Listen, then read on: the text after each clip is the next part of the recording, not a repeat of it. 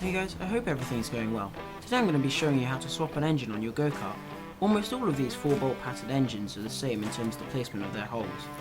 If you're swapping a bigger engine, please bear in mind that it is possible that you'll have to do some clearancing work yourself.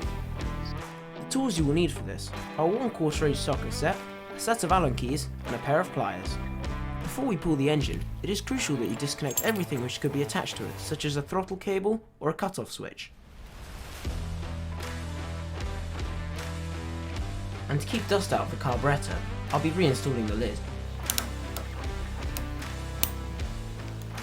And now that we've disconnected our throttle cable and any other accessories which might be attached to the engine, it is now time to break the chain. This is done by using a pair of pliers to split the master link.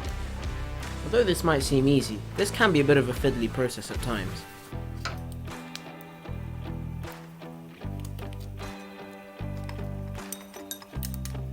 Now you want to locate the 4 bolts holding in your engine, and you just want to undo them from the engine plate.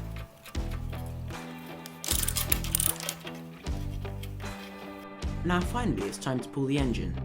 When lifting the engine, it's always a good idea to hold it by the gas tank and the muffler, but if it's not possible to hold it by the muffler, you can always hold it by the head.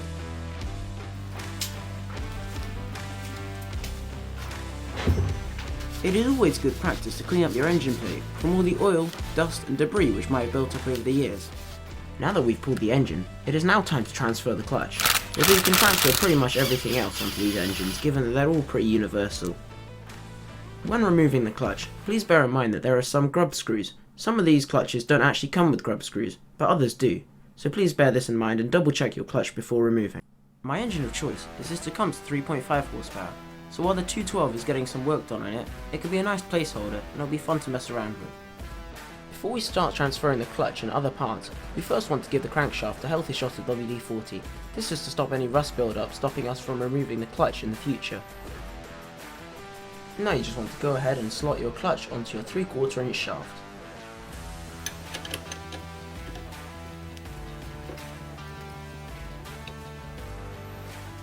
It's now time to go ahead and tighten down the grub screws on your clutch.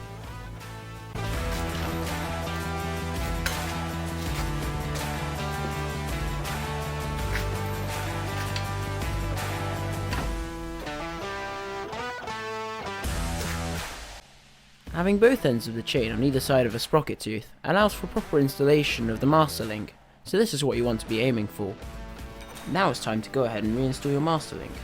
This is quite a simple but fiddly procedure. The only thing to note about it is you want the closed end of the clip in the direction of rotation. This is so that it doesn't come off when you rev the engine up or accelerate.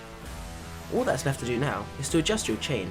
This can be done through either clocking the engine so that the chain alignment is perfect, or moving the engine forwards and backwards to adjust the chain tension. And to double check your chain, be sure to give your wheel a couple rotations just to see if there are any chunks in the chain. If so, just keep realigning until there aren't any. With the chain tension successfully set, you can now go ahead and bolt down your engine for the final time, and hook up the throttle cable and everything else which could be attached to your engine, such as a kill switch. Thank you guys so much for watching. I hope you enjoyed this tutorial on how to switch your engine, and please leave a like and subscribe, and see ya!